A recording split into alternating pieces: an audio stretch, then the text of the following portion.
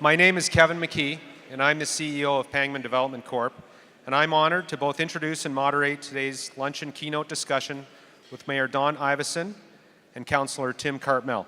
Gentlemen, welcome.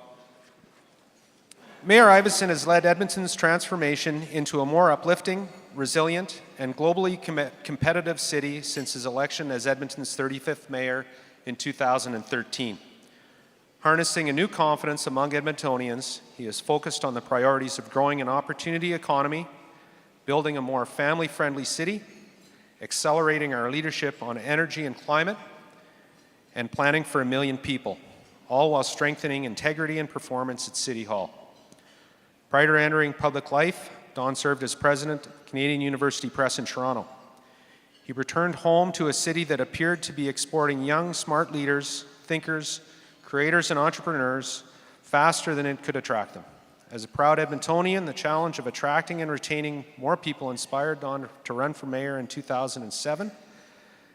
As a result, one of his key performance indicators as both a councillor and mayor is to build the kind of city that, when the time comes, his children would never want to leave. Please join me in welcoming Mayor Don Iveson.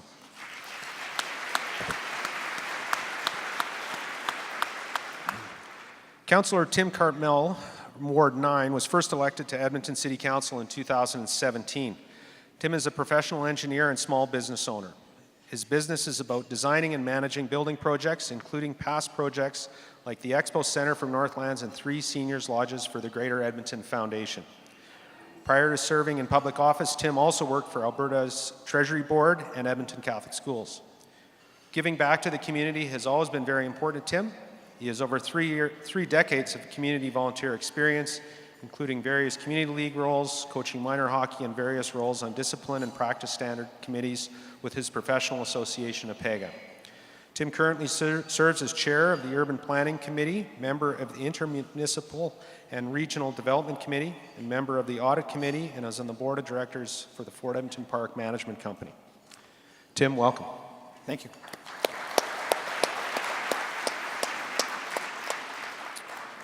So the topic for our talk today is growth, development, and infrastructure. Where is Edmonton heading? Yesterday, Mayor Iveson delivered his annual State of the City address. I hope a number of you were there to support him. Mayor Iveson, can you share with us the accomplishment from the last 12 months that we should be most proud of? Well, thanks, Kevin. And for those of you that weren't there, you didn't miss anything, because I'm not going to talk about what I talked about yesterday, because I didn't cover this at all in the speech, but I think the most important thing that we did over the last 12 months was bend the property tax increase down to the realm of inflation. And that doesn't sound that inspiring, but I was having lunch with another one of the city councillors who's in their first term, and talking about the fact that being on city council in your first term is very frustrating, because you're setting priorities really for the next council to implement because of the lag time and the planning cycles and so on and so forth. And so it takes 4, 5, 6 years to steer the ship of the city of Edmonton because it's so big. But my goal when I became mayor 5 years ago was to bring our property tax increases. One of my key goals was to bring those property taxes down to something that the market could bear. And I know that many of you in this room have given us feedback that you would have liked us to have done it faster. But we did do it. And for the next 4 years, we'll be in the 2.6% range, which is around inflation. It's a little above. But if you look at our cost mix, it's actually below what our costs are going up by. And we're still building a city in the process. So I think I'm proud of that accomplishment. I'm proud of the work that our council did to get there. And that's one of the most significant things we've done in the last 12 months.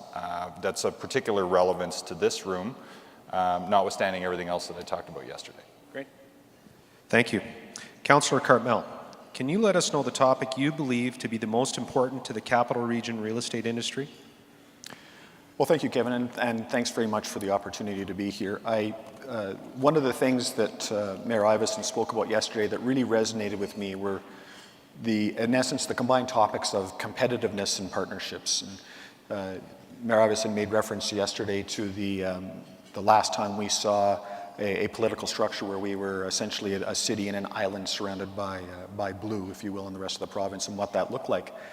And I lived through that, and it was not a lot of fun. I bought my first house in 1991, and my mortgage rate was 14.5%. Those were pretty interesting times. So I think the one message that Mayor Iveson shared was that, you know, we're looking for a continued partnership with the province in terms of how we're going to thread our way through the next 4 years, through some pretty challenging times, through this next chapter of our shared existence here. And he also spoke to the idea of partnerships with our business community and how we are counting on the business community to share that message that a return to some of those policies and some of those that lack of partnership that we saw in 1993 is really not where we want to go. So I think there's a real opportunity for a number of us to come together by way of partnership to help us avoid that circumstance, perhaps. Partnerships with our province, with our region, with our business community, and that was a theme that really struck home with me.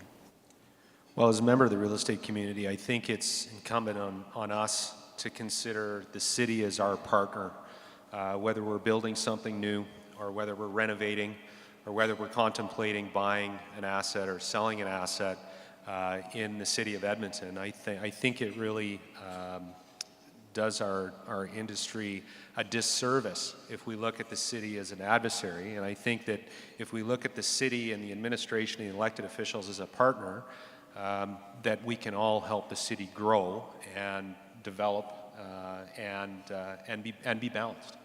And so my next question, and I'll start with Councillor Cartmell and then I'll ask Mayor Iveson. And this is going to start with theory, and then I'm going to ask you to take us into something that you've done with a real example. But as elected officials, you're continuously asked to decide between competing interests. Can you talk about the theory around how this is done effectively and how each of you has put this theory into practice? So this can lead into a number of different areas, and I think, like Mayor Iveson, I could talk about this for hours. I find this topic fascinating, just how do you thread your way through some of these competing interests. But so when you talk about competing interests, there's a number of different perspectives there. That could be competing interests on what is the best use of our dollars. What are the competing interests that we face when we're trying to construct a budget? What are the competing interests that we face when we sit down at a public hearing and we're talking about a particular development? And the views of the community that surround that development and what those might be, and sometimes they are competing interests, or at least they feel like they're competing interests.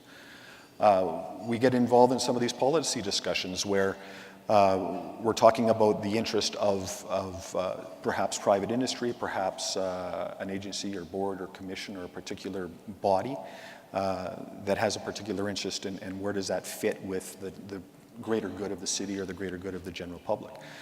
So what I try to do for my own self is just take it back to essentially the lived experience of the people involved. So, and I've been noodling on this. I guess it's my nature to try to develop an algorithm that solves all this and makes it easier, but it's obviously not that simple. What are those common threads in everybody's existence?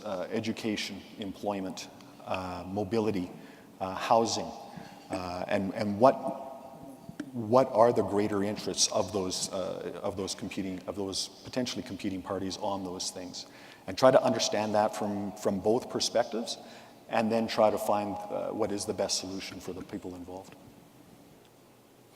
So I agree with all of that, and would layer on that I think it's very important to know what you stand for, and then it's very important to have a plan. And so what you stand for are your principles, and so you got to start from somewhere, and that's tough with 13 people coming from different parts of the city, different backgrounds, different experiences, to try to get consensus on principles. But at least each of us hopefully comes with a strong set of principles that informed why we ran in the first place. And I remember back to my campaign in 2007 for City Council, we were looking at all of this electoral material from past campaigns, and noticed that a lot of them were just bullet points. Affordable housing, taxes, there wasn't even a verb in the sentence, much less an adjective to let you know how people felt about these things. This is just repeating points and then allowing people to fill in their own perspective on them. So these were campaigns, as near as I can tell, didn't actually stand for anything. And so I think it starts with each one of us having stood for something, and then the tough work, particularly for the mayor, is to try to pull consensus out of that in a group. And then that starts to look like a planning document. And what we have now in Connect Edmonton, the recently approved city strategic plan, is a much clearer and more decisive set of priorities than we had 10 years ago when we did it last time. So some of you will be familiar with the Way Ahead and its 6 goals. And I came to think of that as the way we keep everyone happy. It was a plan that sort of addressed all of the community's various priorities, all the different stakeholders' priorities. Everybody could see themselves in the plans. They all passed unanimously. People liked them. They said, yeah, I really feel good about that. They did not aid in prioritization one bit because they didn't make any tough decisions. They had lots of great principles in them. They had everybody's competing principles in them, all cataloged very nicely in about 600 pages of paper. And some of it helped us go where we needed to go, where we were clear about our goals around densification, some of the things that were happening with urban form, some of what we were trying to do with transit, for example. But our work on the environment, for example, was trying to keep everyone happy and not ruffle any feathers at the same time. So this time we have 4 goals now, and many of you, I think, were involved in the engagements on this, that are much more decisive, particularly when it comes to our position around climate and energy, and particularly when it comes to our direction for urban development, which is particularly relevant to this room, but also our continued focus around regional economic prosperity as a key priority for us. And what that is going to do is give us focus. And what we really need to do now, the challenge back to us, is when someone brings us a bright idea that is contrary to the direction that we have set through our strategic plan, are we going to placate and work that in and go from 2.6 to 2.7 to 2.8 to 3.4, or are we going to stick to our priorities? And ultimately, that will be up to City Council. Thank you. On the topic of balance, with your input, of course. on the topic of balance, the two of you have recently agreed on a plan for improvements to Terwillegar Drive. Can each of you talk about how you approached this issue vis-a-vis, obviously, Terwillegar Drive, but competing interests and how you looked at it? Do you want to start, Mayor Iveson?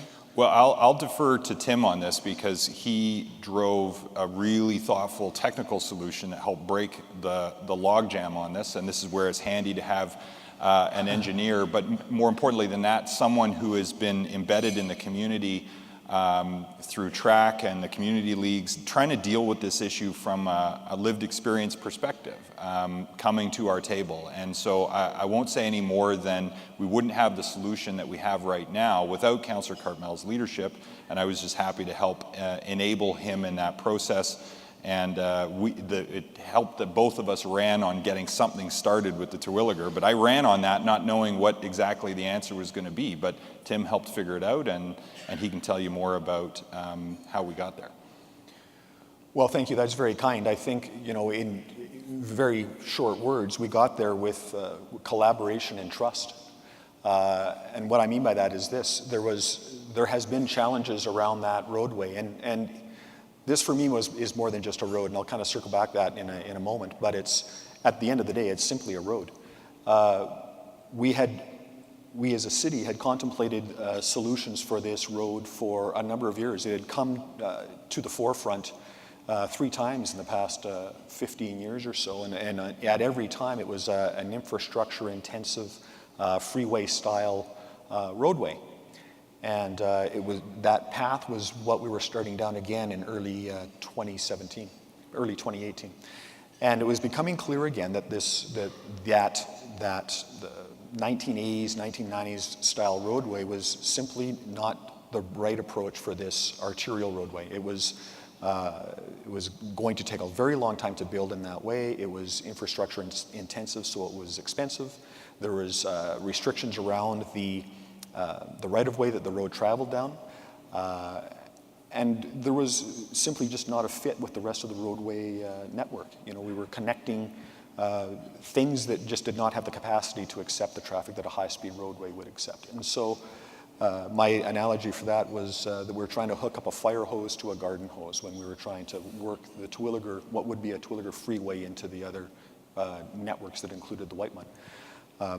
But where the trust and collaboration came in was with working with administration. There was these key constraints, and there was key people in administration, led by Adam Laughlin's team, that were willing to sit down and have that conversation, and willing to, you know, to open up, I guess, and share some of their technical analysis, and involve me in that process in a way that we could come to a common solution, and then we could take that solution down the road, no pun intended, together. That we could take that to the public and try to support this very good option, this alternative way of building that roadway that would meet all of our goals, but at a much lesser cost and over a much shorter time frame. So that to me was key, and that to me was emblematic of the fact that council and administration can work very closely together in a collaborative way and get to the solutions that we need on a number of these challenges that are presented to us. Can I just add one thing on that? Yeah. An engineer who can simplify the technical challenges down to a fire hose feeding into a garden hose is someone who can translate the technical issue into language that policymakers can understand and the public can understand. And that was something that Tim did really well in this process to help move it along. So that stuck with me ever since. So on that, you touched on it. So this project had a champion. It had a champion on council, and it sounds like it had a number of champions within administration. So, Mayor Iveson, is that a strategy that you can use again for some of the big decisions that are going to need to come? Do these need to have a champion, and it could be a councillor, but someone that can grab it and can help craft the solution with administration, can, my words, not yours, dummy it down so people like me can understand it, and then sell it to the rest of council? Is that a strategy that can be used again and should be used again? It's one that you find happens naturally around, say, the Lewis Estates Rec Center. You've got the West End councillors who become experts in it. And so geographically it happens with projects kind of naturally. Where we're still experimenting in a kind of departure from traditional governance is through the council initiative system, where we have councillors leading on, for example, Councillor Cartmell and Councillor Knack work on the Transportation Innovation Initiative, thinking about what do autonomous vehicles, fleet electrification, and other change factors that are out there mean for our transportation planning. So that's more at the abstract policy level and long-term planning. Somewhere in between would be, you know, our affordable housing initiative and the work that Councillor Walters and Councillor McKee are doing on that, trying to get our aspirations around that landed in the ground as tangible projects to improve outcomes for people who are struggling in our community. So the initiative system has helped us do that, and it's also given individual councillors or pairs of councillors the opportunity to take leadership in an area where they either have personal expertise or strong networks or a particular passion, and that sort of deputizes the opportunity for leadership out beyond the mayor on a number of things, which I find helpful.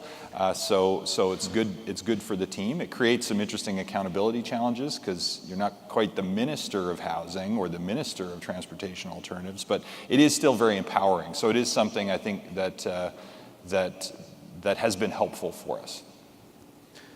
Councillor Cartmell, is there anything you wanted to add on that? Well, I think it's important that we do a little bit more of this. You know, speaking as one of those relatively new councillors, what you find is that, particularly when it comes to budget or when it comes to these points in our calendar where there's a pretty big discussion, we are not set up like those other levels of government that have party politics and more specifically have a cabinet where you've got 13, 14, 18 areas of focus where as a minister, you can focus on one thing and really know it well. As a councillor, there's a bit of an expectation that you know everything very well and that you are an expert in all of the things that we're talking about, and that you're making these judgments from an expert perspective. I've got expertise and experience in a number of things, and I've got expertise and experience, or I don't have that expertise and experience in a number of other places. So I think if we can build a little bit more on that model where we have some area of speciality, that might be valuable. On that topic, are each of you satisfied that structure exists to be able to tap into the specific areas of expertise that are required, i.e. homelessness? Does structure exist to give Councillor McKee the ability to tap into this room to be able to get some advice or some information on that topic, because it's obviously related to real estate? Or are there some ideas, or is there something that we as an industry can do to support you as elected officials better? I think this is something we have to work on, and I think it's something that we're going to have to work on a lot and with intent over this next chapter of our existence.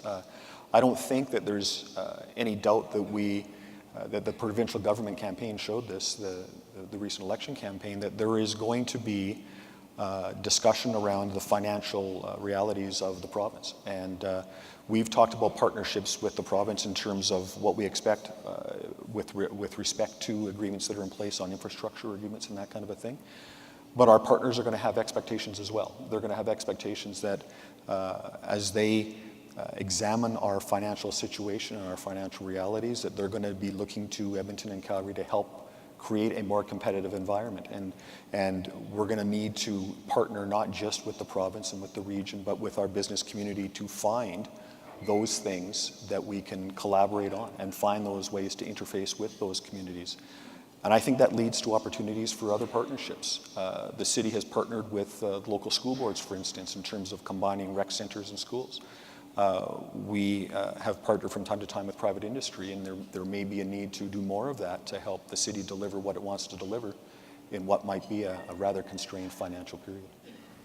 Mayor Iveson?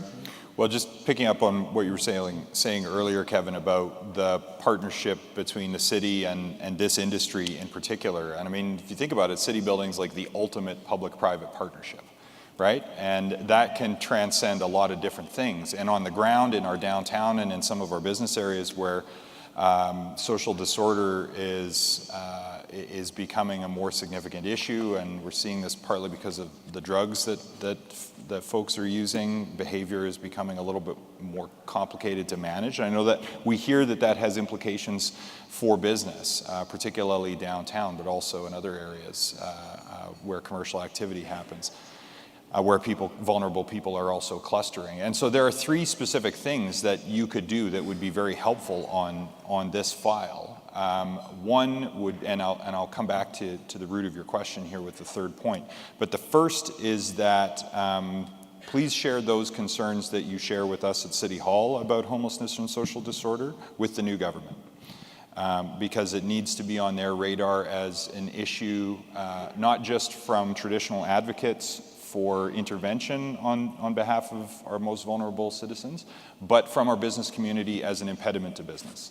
I think you can bear that message, and that will be helpful to raise the profile around the need to take action.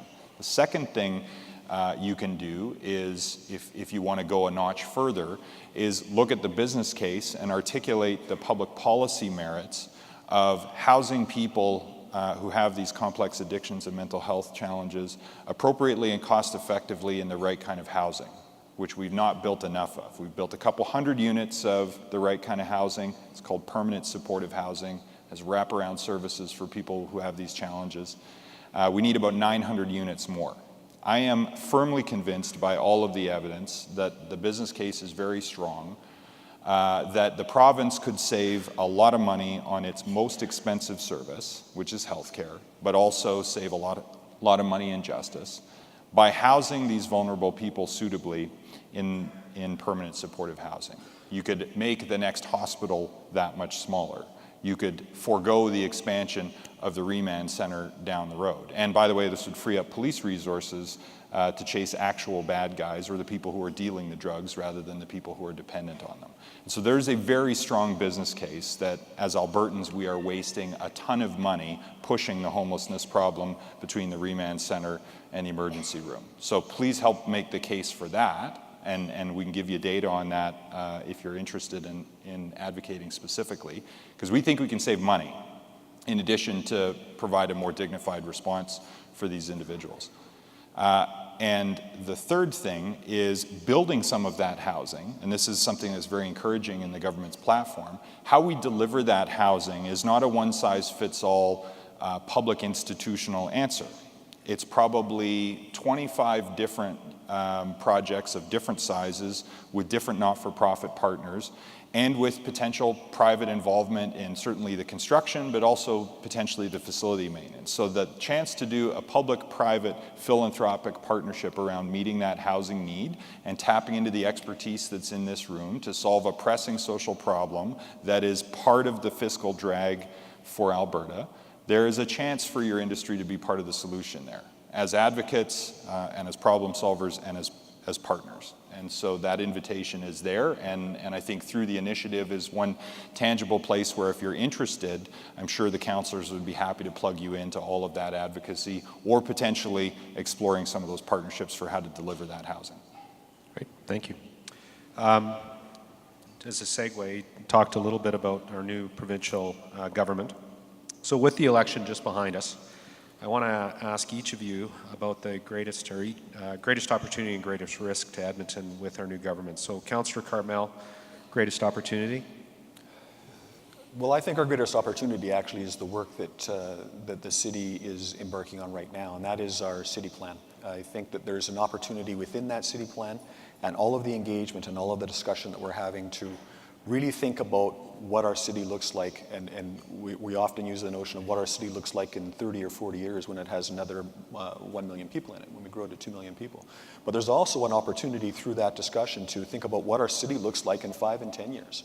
There's an opportunity to collaborate with the people in this room to understand what the market drivers are now and what the market drivers might be in 5 to 10 years, and understand that carefully so that we actually craft a plan that can be executed by the people that actually do the building in our city. So I think that is a tremendous opportunity, and I'm going to keep harping on this. There's a real opportunity for those partnerships and for that collaboration to make sure that we're going down this path together to the greater good of all of us.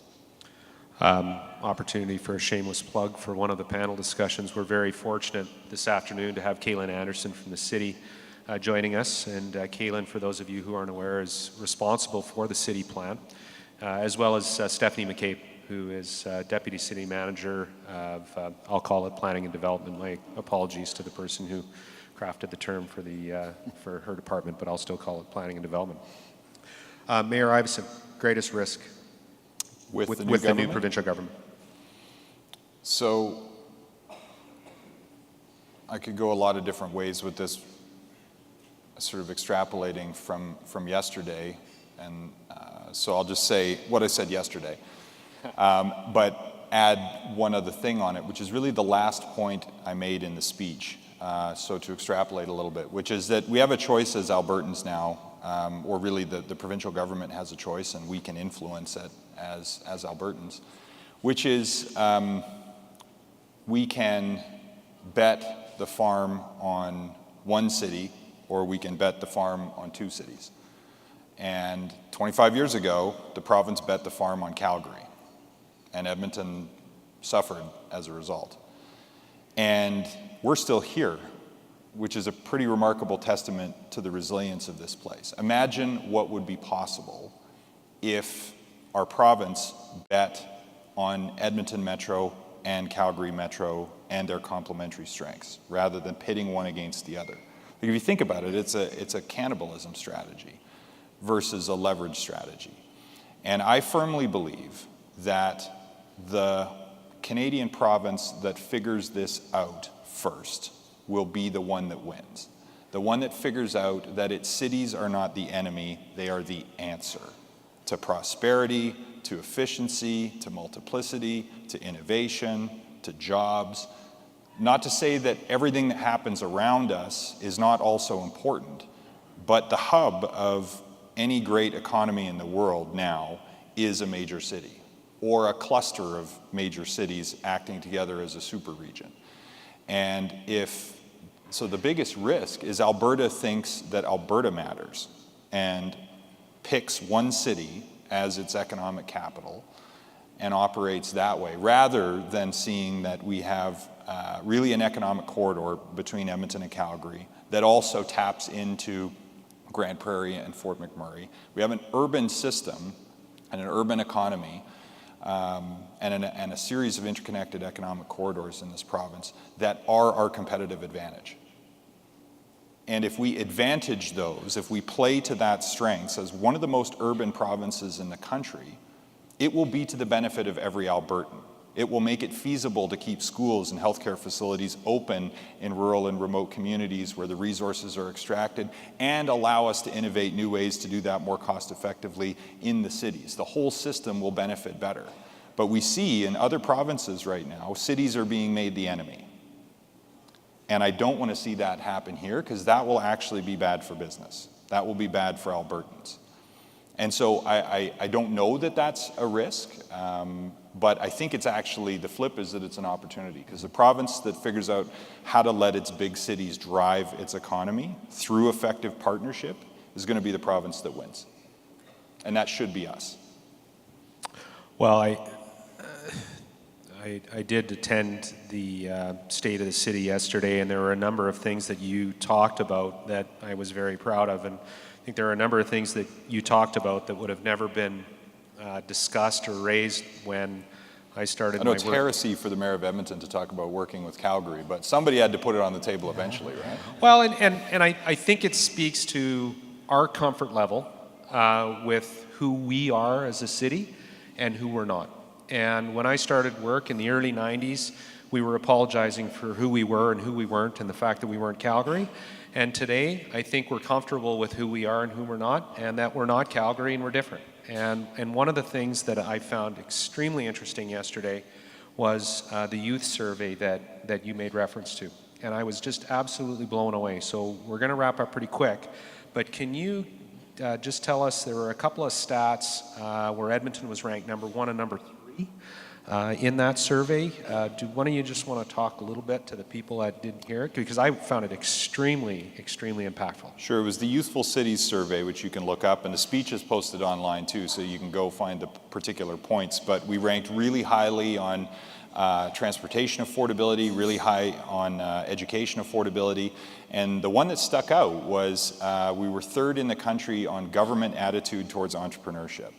And so I want to be first on that list, and that's been my top priority for this term, is trying to support the growth of our entrepreneurial ecosystem, particularly around innovation and technology, but broadly as well. I mean, we are a startup city. We are a small, medium enterprise town, thanks to many of you in this room. And that entrepreneurial energy needs to be supported, not just at City Hall, but more broadly in our community. I think we have, obviously, a provincial government that is very aligned with that right now. So I think there's a lot of opportunity there to build on the strengths that this Youthful Cities survey showed us. But what really struck me was that this is our target market. This is the talent that is deciding where it's going to put down roots. And they're looking at Edmonton and seeing something they like. And that wasn't happening 25 years ago. So things are changing, our confidence is building as a result. Sometimes we're dealing, when you're dealing with headwinds, you can lose sight of the big picture, which is that we have made phenomenal progress and we are truly blessed to live in a fantastic city. We really are. Councillor Cartmell, before we wrap up, is there anything you want to leave us with? Only just very quickly, we heard Todd Hirsch this morning say that Canada is the 10th or 11th largest economy in the world, and Alberta is much smaller than that. And if we break Alberta up into these component parts, they become very, very tiny and not competitive at all on a global scale. So it behooves us to work together and work together, I guess. So that brings us to a close. We talked about the need to balance competing interests. We realize in this room that both of you have significant amounts of demands on your time in terms of balancing competing interests, and we really appreciate you taking some of that precious time and spending it with us. No different than being a good parent, a good spouse, or a good friend. Doing the right thing is rarely the easy thing. It gives me great comfort you're both doing the right thing for our city as you position us for future generations. I think to be a great public servant takes courage, vision, and determination. Both of you possess an enormous amount of each. And as we all know, public service can be a very thankless job. So at this point in time, on behalf of all my real estate colleagues and the citizens of this great city, thank you very much.